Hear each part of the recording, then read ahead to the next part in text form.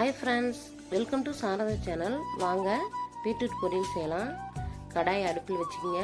3 spoon oil சேர்த்துக்கலாம். 1/4 spoon கடுகு உளுத்தம் பருப்பு போட்டுக்குங்க. கருவேப்பிலை சேர்த்துக்குங்க.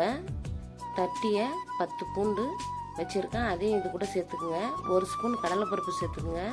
பொரிஞ்சு வந்ததும் ஒரு பெரிய சைஸ் வெங்காயம் கட் பண்ணி வச்சுருக்கிறேன், அதையும் இது கூட சேர்த்துக்குங்க. நல்லா வதக்கி விடுங்க.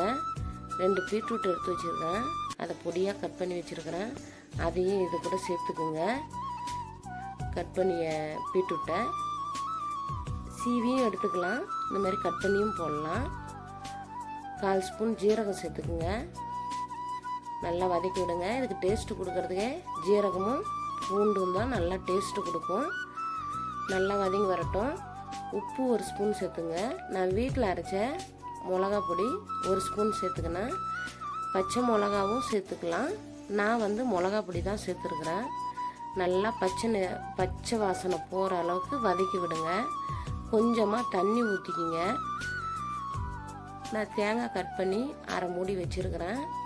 வேர்க்கடலையும் வறுத்து வச்சுருக்கிறேன், அதை மிக்ஸி ஜார் எடுத்துக்கலாம். இது வெந்து வரட்டும். அதுக்குள்ளே மிக்சியில் அரைச்சி எடுத்துக்கலாம். அதை மிக்சியில் போட்டுக்குங்க.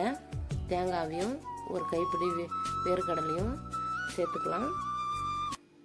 நல்லா அரைச்சிக்கிங்க. இதை பீட்ரூட்டில் கலந்து மிக்ஸ் பண்ணி விடுங்க. கடைசியாக மல்லித்தழை தூவி விடுங்க. நல்லாயிருக்கும். இது மீந்தாக்கா தோசையிலையும் ஊற்றி கொடுக்கலாம். தோசைக்கும் நல்லாயிருக்கும். குழந்தைங்க எல்லாருமே விரும்பி சாப்பிட்லாம்.